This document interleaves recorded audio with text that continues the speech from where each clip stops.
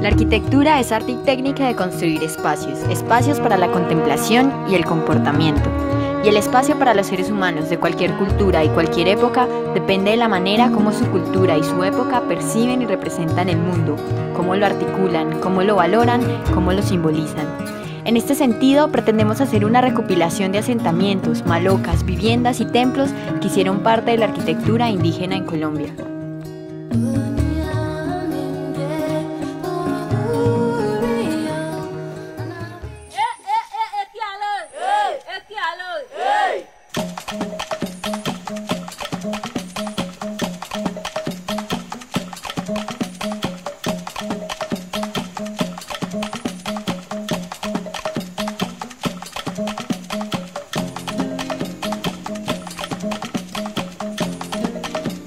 Estos gorritos son el nevado, el pico blanco. Ese pico blanco la protege muchas aguas. Entonces nace mucha quebrada, muchos ríos, lo que baja, quebradita nace mucho, todo parte de esto. Ese es el pico blanco. Y bajan el río y bajan filito hasta allá, llega hasta el mar. Entonces por acá, parte por acá, es Ciudad Perdida. Nace mucha agua, mucha quebrada.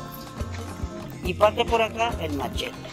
Pero este dibujo tiene completa, pero hay una parte quebradita, pero están secados. Entonces todavía con este dibujo tiene completa. Y por acá eso es el mar, porque el mar más grande que la tierra. Nosotros estamos en medio aquí, un pedacito de la tierra.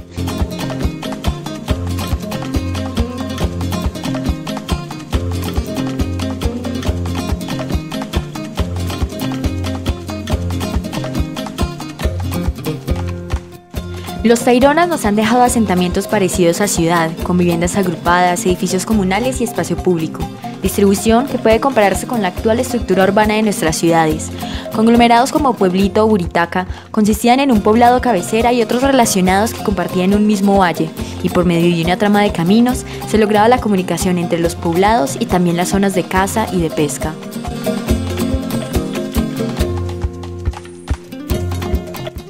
El desarrollo de la ciudad fue el resultado de una reflexión previa, una planificación cuidadosa y una dirección. Debido a que no hay un desarrollo de tecnologías o técnicas de construcción, no se puede identificar una secuencia histórica o espacial. Sin embargo, se logra identificar unas fases generales de desarrollo, en donde se inicia con un centro que sería la fase número 1 y luego empieza a desarrollarse una expansión hacia la fase número 2, para finalizar hacia una nueva dirección que sería la fase número 3. Estas tres primeras fases son el eje central del asentamiento, sobre el cual están los principales edificios y desde donde se domina todo el asentamiento y el valle del río Buritaca. En la cuarta fase se identifica una vía comarcal. Este sector tiene sus propios edificios y era un poco más independiente. En todo el asentamiento se puede identificar una serie de barrios residenciales y unas aldeas, las cuales se comunican por una red de caminos previamente pensados y que varían en forma, tamaño y una infinita diversidad de escaleras.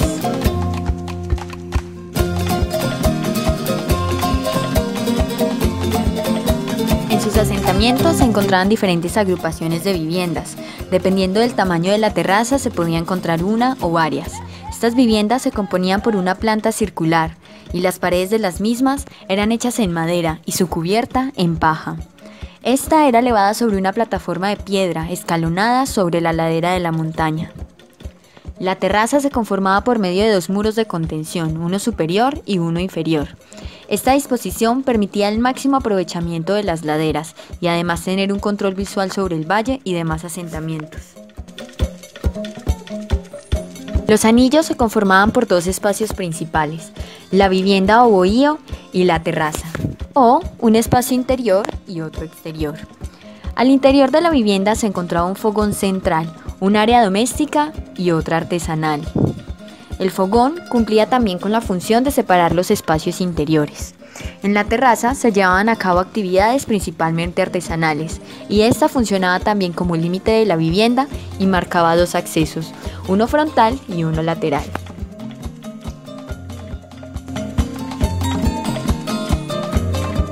Sobre todo el asentamiento se logran identificar algunas tipologías de agrupación, como por ejemplo un primer nivel en el que se encuentran 2 casas con patio común o disposición en fila de 3 casas que se encuentran inscritas en un camino. A medida que crece la cantidad de viviendas, se identifica una agrupación en doble hilera con plaza central, lo cual puede empezar a denominarse como barrio. Al aumentar las viviendas, se empiezan a crear centros de aldeas nucleares, las cuales se componen de múltiples viviendas y una serie de caminos principales y secundarios que marcan el destino. Un ejemplo de aldea es la aldea La Galera. En esta se identifican una serie de anillos, algunas con la capacidad de ser bifamiliares, otras con la capacidad de albergar una sola familia. Se crea una independencia del centro de Buricata, ya que ésta logra tener plazoletas, edificios principales y una serie de caminos propios. A pesar de que el trazado de los caminos pareciera no tener orden, este está pensado en la ramificación de un árbol. De aquí se deriva su forma.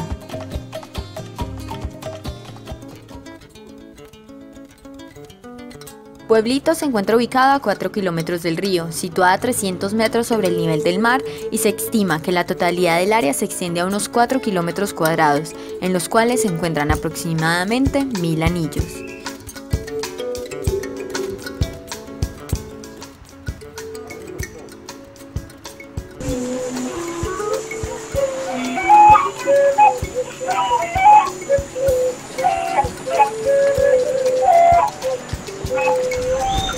Un aconsejo, respeto mucho para la naturaleza, pero hermano menor que ustedes, la civilización, hermano menor no respeta de naturaleza y acabando el mundo para culpa de los hermanos menores.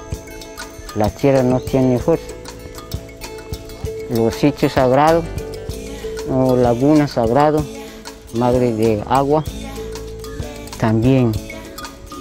Y entonces, ahora está cayendo enfermedad, toda clase de enfermedad, demasiada enfermedad. ¿Por qué? Los dioses Seranco está castigando a nosotros. Los vientos puso bravos, los lámpagos también, los temblores también, la enfermedad también, lo manda los dioses nosotros. Por eso nosotros queremos que como la naturaleza libre y cuidar mejor, proteger como indígenas nosotros. El núcleo central cívico del hábitat se encuentra en el lugar más bajo de la colina, donde convergen varias cuencas. Se trata de una zona de 4 hectáreas dentro de un espacio homogéneo en forma de anfiteatro encerrado por las colinas. Alrededor de la zona central se encuentra una zona más densa y de extensión reducida. Está conformada por núcleos a manera de vecindarios, cada uno muy compacto. La disposición de los anillos en este lugar tiende a ser lineal, formando hileras entre quebradas y caminos. Estos cinturones de vivienda que toman la forma de la colina encierran la zona central. Estas viviendas poseen visuales hacia el mar y demás colinas. La zona más alejada del centro experimenta un hábitat disperso de baja densidad que alberga unos 500 anillos. Se realizan obras de aterrazamiento. En el caso de la zona central, se trata de 4 grandes terraplanes, escalonados en hilera y comunicados entre sí. Sobre esto, se realizó un juego de plazas donde se ubican los espacios libres y edificios de grandes dimensiones. La diferencia entre Pueblito y Buritaca recae en la altura y lugar de asentamiento. Por un lado, Pueblito se ubicó en la cuenca de la montaña y Buritaca se ubicó en las laderas. Sin embargo, las formas de viviendas eran muy similares. El aterrazamiento y disposición de anillos en el territorio era la misma. Hacer un análisis de estos 2 asentamientos nos permite entender que en Colombia ya habían indicios de un trazado urbano, de un orden de viviendas y de una lógica espacial, que sí, se salen del trazado urbano occidental, pero que fue muy bien pensado, muy bien estructurado, y esto se dio gracias a que estas culturas indígenas tenían total entendimiento del territorio que habitaban, y esto les permitía intervenirlo de una forma sabia, funcional y sobre todo eficaz.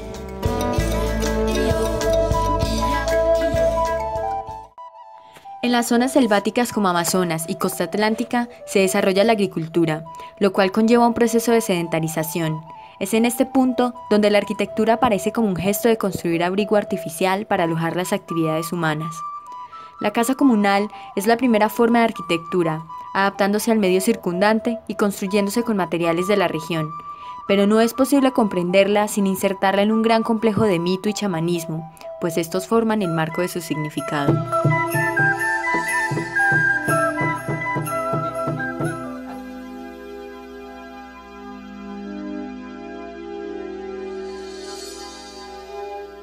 Esta es una casa de todo ya.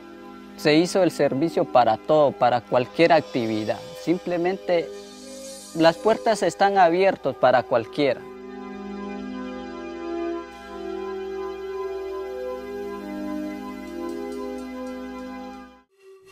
Sus construcciones se basan en una tectónica vegetal, rústica y mimética, que por sus condiciones no se conserva mucho tiempo. Es una arquitectura sencilla y austera, pero profunda, que dialoga con la naturaleza y aprovecha sus recursos. Esta arquitectura hecha con tejidos, ensambles y amarres vegetales, de formas simples, livianas y blandas, refleja un pensamiento mítico poético, de fantasmas y espíritus, de aguas, ríos y fieras, concebido con analogías del mundo y el cuerpo humano.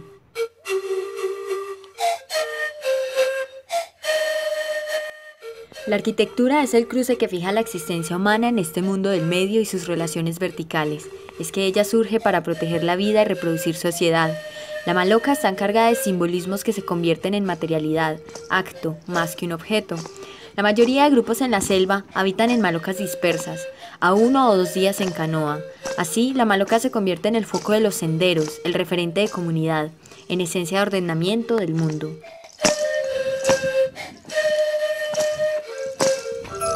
Las malocas en general parten de una premisa muy similar, como es el caso de la maloca de los Sufaina, Yucuna, Taiwanos, Parasana y Huitoto.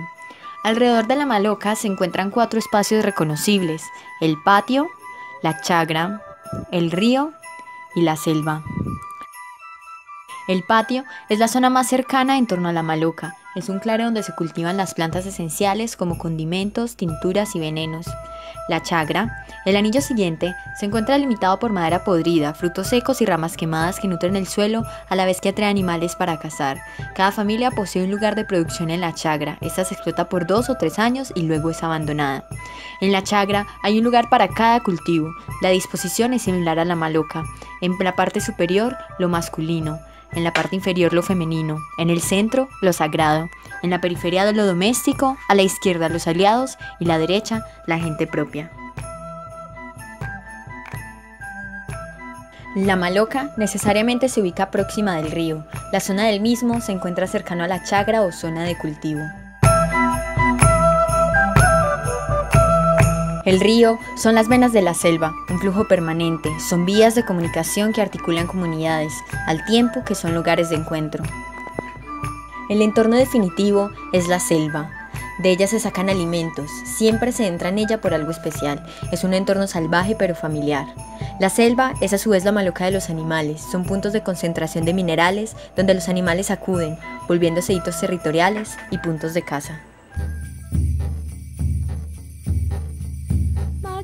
La maloca no tiene paredes interiores, los muros que tiene son perimetrales y están hechos de materiales vegetales. Sin embargo, las áreas interiores están muy bien definidas por medio de divisiones simbólicas del espacio. El centro es conocido como el pecho del jaguar y se identifica como masculino. Este centro es señalado por 4 postes mayores que marcan el área sagrada y el lugar de la danza. Luego se encuentra el área comunitaria, en torno a la central, como zona principal del rito. Y por último, el perímetro continuo a la cerca, es la zona doméstica. Este se identifica como femenino.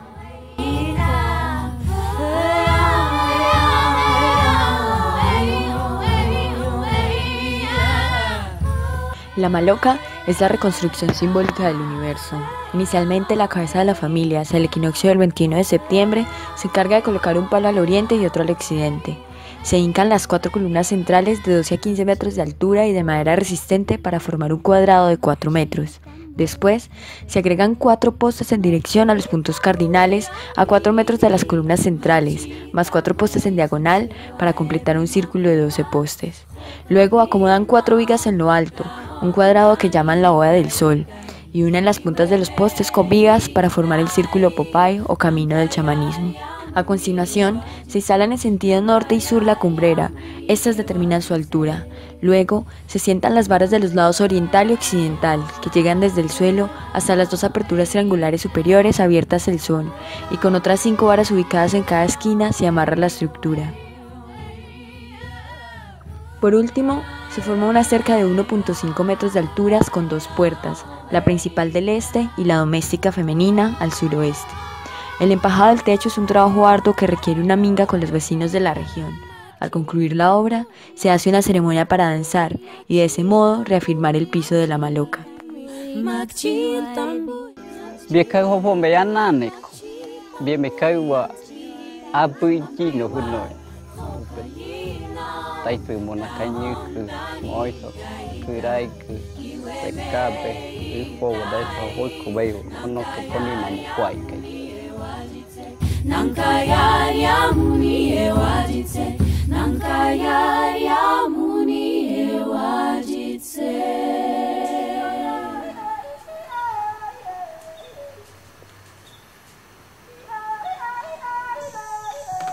El espacio interior de la maloca se divide de acuerdo a las actividades, la jerarquía y el género de sus habitantes. En el centro, circunscrito por los estantillos principales, se ubica el área ceremonial, donde los hombres realizan las actividades rituales.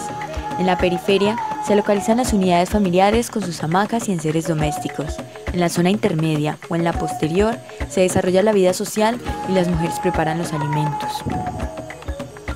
Se logra identificar un elemento sagrado, un espacio heterogéneo, una funda del mundo, ruptura para descubrir un punto fijo, un eje central. El centro del mundo, el que lo funda. Este poste ritual es el eje cósmico que abre el camino al mundo de los dioses y rompe los niveles conectando la tierra. La parte alta de la maloca expulsa el aire caliente durante el día. Se logran identificar los límites de la maloca, los cuales se determinan por muros, columnas y el significado de cada espacio. Además, podemos hacer una comparación entre la maloca y algunas características arquitectónicas, como pabellón y aula. El territorio se articula mediante trochas que van de la maloca a los caños y de los bosques y chagras.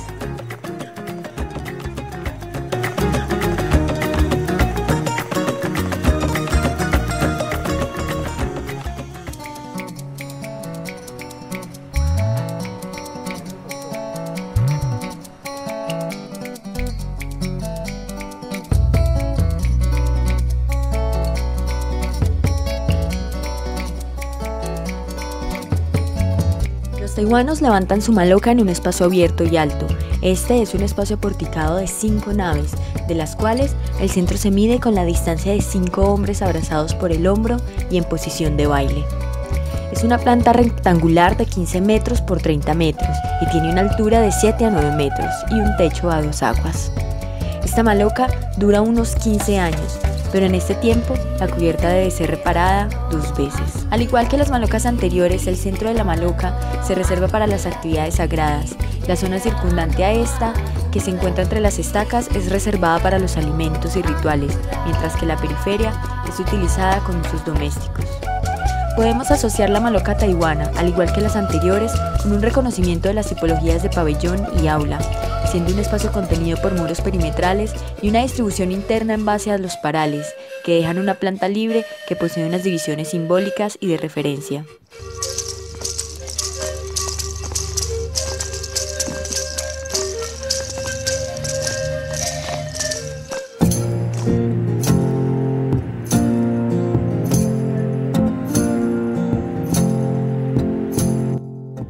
La construcción se orienta de este a oeste. Esta maloca rectangular tiene una cubierta a 2 aguas. Este sentido longitudinal se complementa con un sentido circular concéntrico en cuyo centro están los hombres. La vida pública se asocia con lo sagrado. En la periferia, las mujeres, la vida cotidiana y de la familia. El sector rectangular es masculino y el semicircular es femenino. Ambos se complementan, al igual que las malocas anteriores. Se encuentra una similitud de esta con el pabellón y el aula, ya que es un gran salón que se divide interiormente por elementos verticales, los cuales a su vez marcan la diferencia de espacio, y una cubierta que divide la relación tierra y cielo.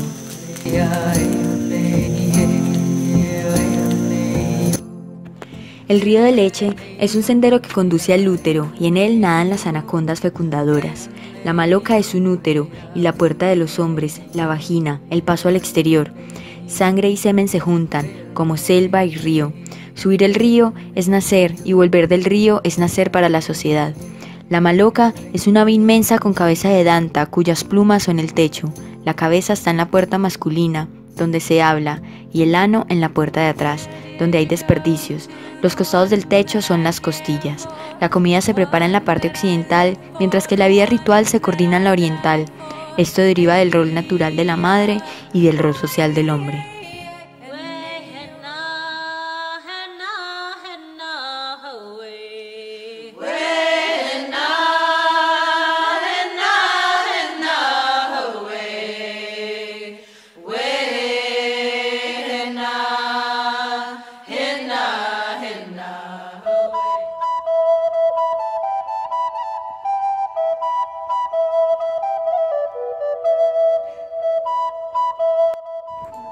La maloca simboliza el sistema social y el modelo cosmológico.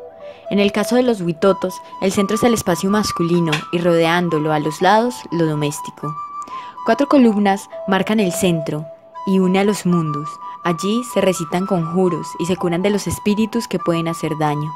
La maloca es la representación femenina, es un ser femenino fértil, dador de vida. Al entrar en la maloca, el hombre lo hace al vientre de la madre. Igual que al morir, es enterrado en la maloca como símbolo de regreso al principio germinante, al seno de la madre tierra.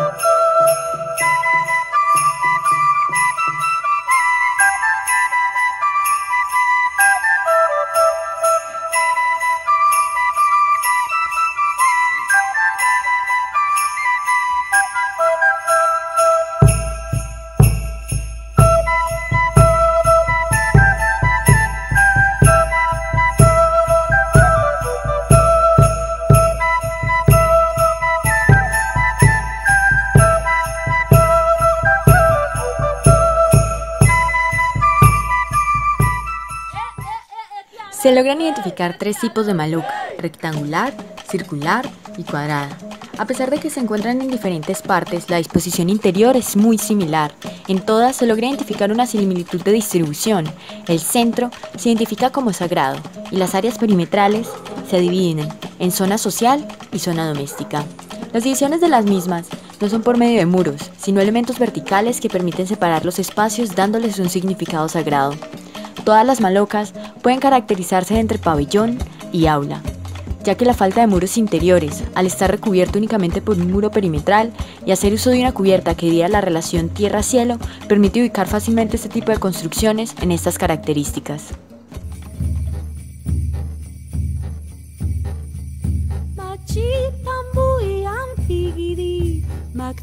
Los indígenas se movían por todo el territorio cuando disponían extensas tierras. Entre estos grupos de movilidad fluida se encuentran los guayús de La Guajira.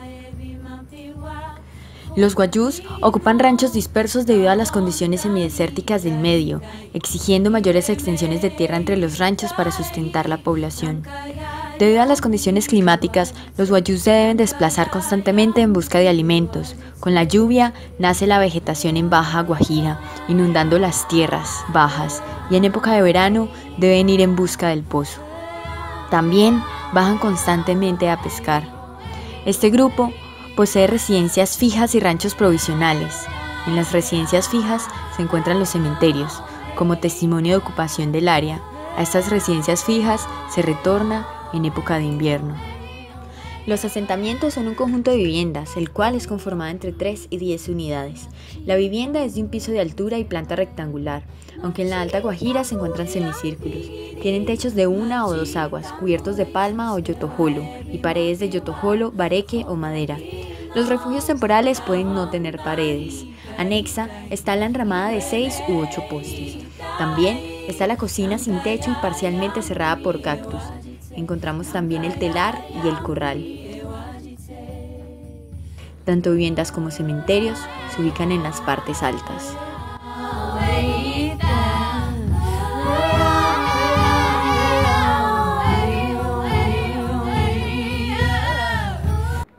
Nos encontramos entonces ante una vivienda con cerramientos perimetrales, lo cual se asocia con el aula. Las enramadas y telares presentan una tipología de pabellón, acogiendo múltiples funciones gracias a su versatilidad, mientras que la cocina y el corral son espacios exteriores contenidos no techados que permiten la apertura al cielo, mostrando una tipología de patio.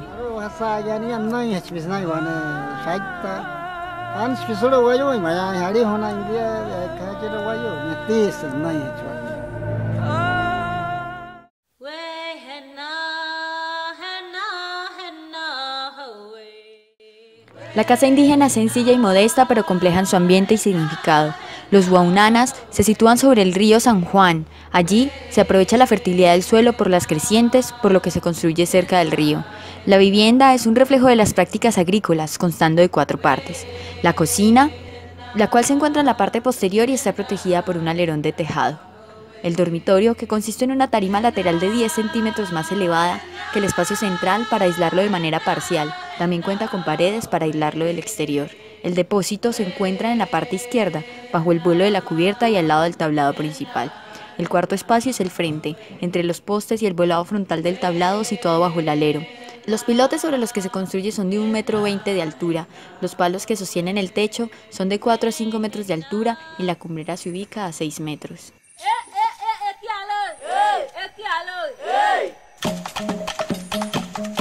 La arquitectura indígena es la construcción del ambiente requerido para su existencia, pero sobre todo es la narración y representación de su concepción del mundo, de sus orígenes, deidades y ancestros. Se trata de su pensamiento construido. Ella reproduce el cosmos y conforma un dispositivo para la comunicación con los demás mundos. Organiza el grupo y recrea en sus espacios y elementos las relaciones, las jerarquías, las pertenencias y los intercambios que ellos asignan a los astros y a la fuerza de la naturaleza.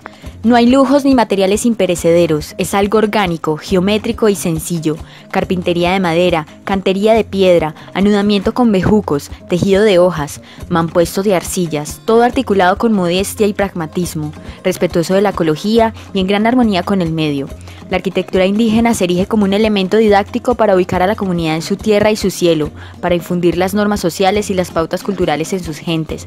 En definitiva, es un ordenamiento del espacio y la sociedad determinando por el mito y a la vez es la construcción misma del mito.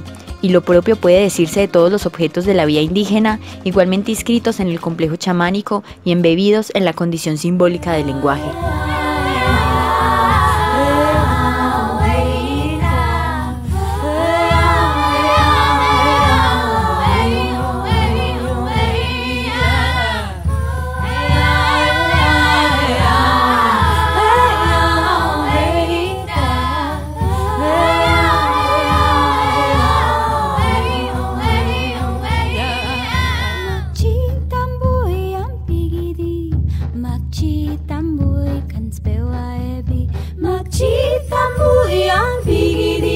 Makci